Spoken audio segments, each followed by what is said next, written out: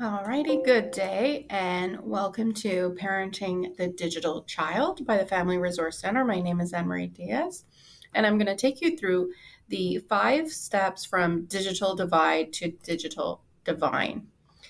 Now, the digital divide is really that disconnection we see in that parent child relationship. So, screens are addictive for both children and for adults. So, that process of changing our life and our lifestyle starts with modeling effectively for our children. And in order to do so, and in order to make a change in our children's use or our teens' use, we need to start with a very strong awareness of what is currently taking place. So we know that maybe we're spending a lot of time on our phone or our laptop. We know maybe our children are spending too much time on their tablets or in their game systems, but we might not have a strong indication of exactly how many hours those are. And so by raising our awareness, our step one is really, what does screen use really look like now? How am I using it as the adult or the parent? And how does my child use it? How long are they spending on every gadget? So that is their phone, the TV, tablets, game systems. And so when you have that quantitative data, you can really see what does it look like in the weekdays and the weekends. Then you're able to really start to make a change. It might be that weekends are a free for all, or it might be that actually, our Saturdays we're pretty active, we're doing other things, but Sunday we might be a bit more on our screens. And there's nothing wrong with some screen time, but it's important that you're aware of it and that there's some limits, rules if they're not already, or you might just want to improve on some of the limits and the rules that are already in place. And you want to pay attention to the behaviors that occur when you take it away. How do you take it away?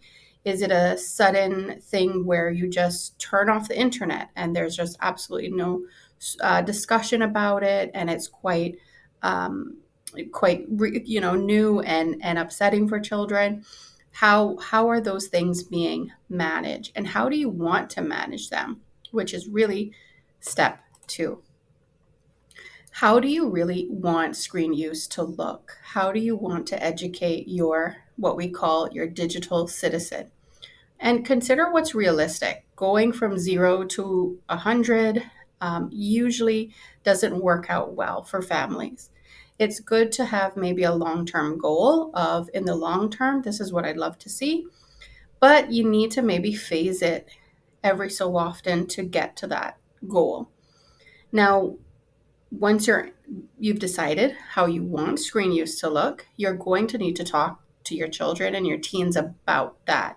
And actually having them a part of the discussion is very important too. Telling them and having a discussion about this during a neutral time is best. So it could be while you're sitting playing a game of Uno. You're even not even on your screens during that time is best. Or during dinner, on a car ride home from school. It's entirely up to you, but using a good neutral time when it's easier to manage maybe strong reactions to this too. But how you introduce it, how you talk about it will help set a tone. So if you come in with kind of an aggressive tone or a very, anti-screen tone, you might get kind of that fed back to you, right? What you come in, that tone is often mirrored back to us by our teens and our children. So coming in with um, the kind of tone of, this is a positive thing, this is a valuable thing, screens are a part of our life, but we want to make sure that we're using it appropriately. And like I said, having quite a realistic goal, maybe even long term, but this is how we're maybe going to start doing things this week or for this month. And then next month, we might make it a little different. And as a part of this collaborative discussion, you also get to give feedback on how you're finding it and what it's meaning for you, because you are an active part in your own health and healthy choices, right? And so making it a discussion can be really helpful in having your child's buy-in, your teen's buy-in. And obviously, I'm really addressing older children just because of the nature of the training that we've provided recently. Then step 3. This is where you're really getting prepared, and probably best to do this before step 2 even. So it's up to you how you want to do it. You might even decide after doing step 3 and getting loads more information that actually how you want screen use to look, that's informed in this step. Now, one of the best websites to start with is commonsensemedia.org. It's great because you're able to look at things based on the platform or the type of media and the age too. There's things about generative AI. There's guides on how to manage TikTok. It can get really specific based on age and platform. And so it's a really, really great resource for parents to start with when they're not so sure how to get started and they're wanting to information gather. It's a wonderful resource.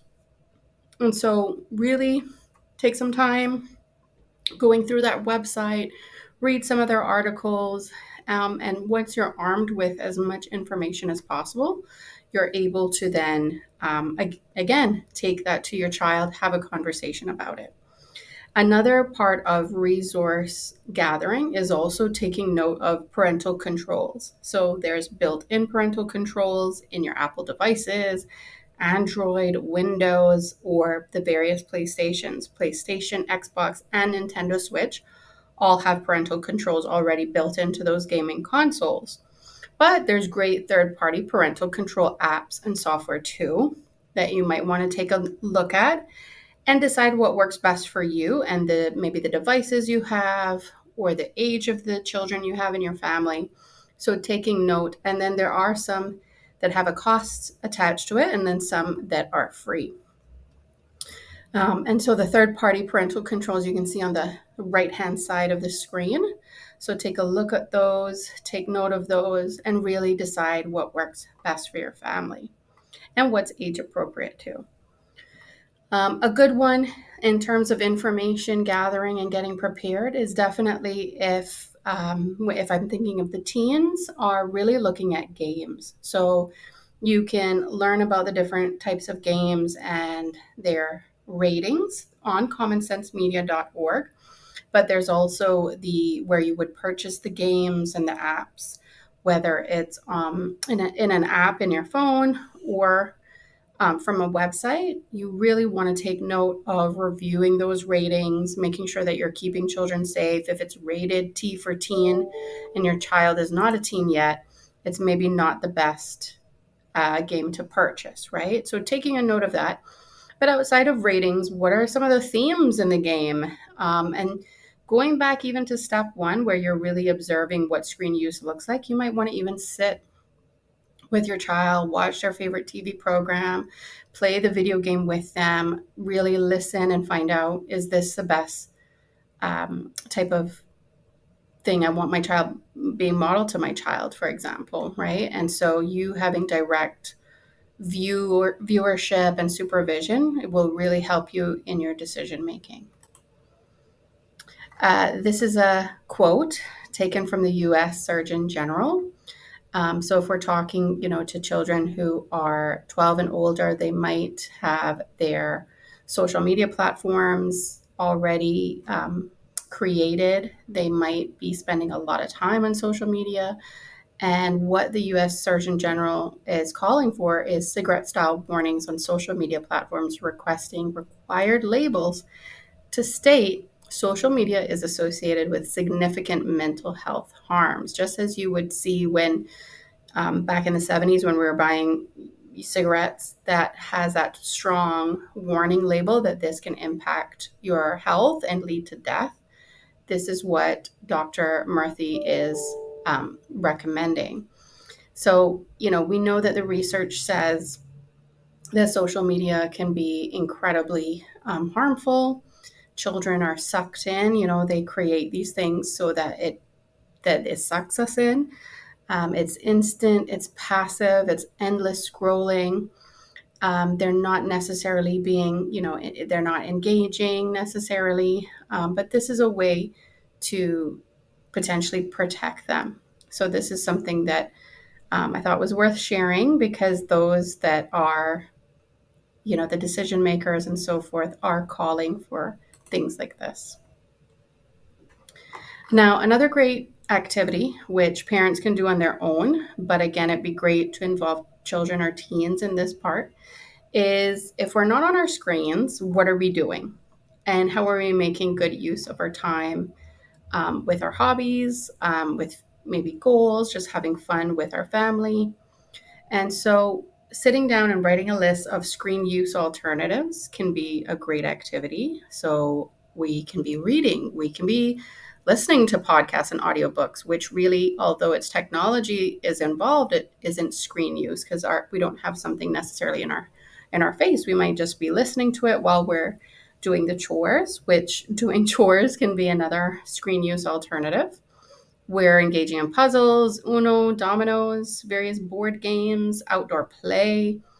Letting children teach us a new skill can be really nice, or doing something together, baking, cooking, playing sports together, fishing. Volunteering is a great one, especially for teens, or even getting a part time job is really helpful.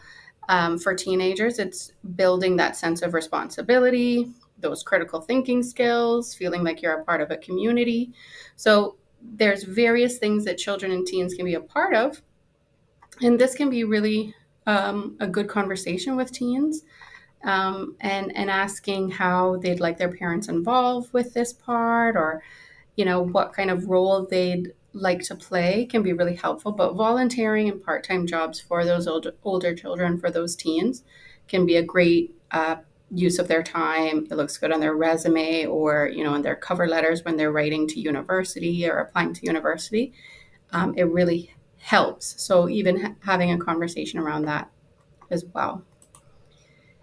And so once we've done all that, we've put all those things together, we can really get into step 4, where we're starting to put this in place. How can we be consistent? And consistency is key. So maybe what's easy for us to maintain and monitor are screen-free zones and times. And we're agreeing to that as a family. We're agreeing that the bedroom is a screen-free zone, maybe the kitchen or the dining area, and car rides. And so those 3 are really great recommendations, because bedrooms, if we take phones and TVs and game systems out of the bedroom, then we're exclusively using the bedroom for sleep. It helps with the melatonin production, with greater quality of sleep, just better all around sleep hygiene, which definitely our children and teens need. And having no screens in the kitchen or in the dining room helps to just have that family engagement. Same thing with car rides.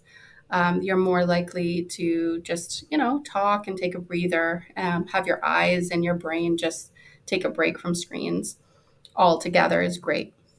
And then screen free times. It could be that, once it's bedtime or 30 minutes before bedtime, that type of thing. And if that's agreed to, you can put alarms on your phone. So you're recognizing, okay, it's time to shut everything down, make sure that things are switched off, and we're tuning into just getting ready and winding down for bed.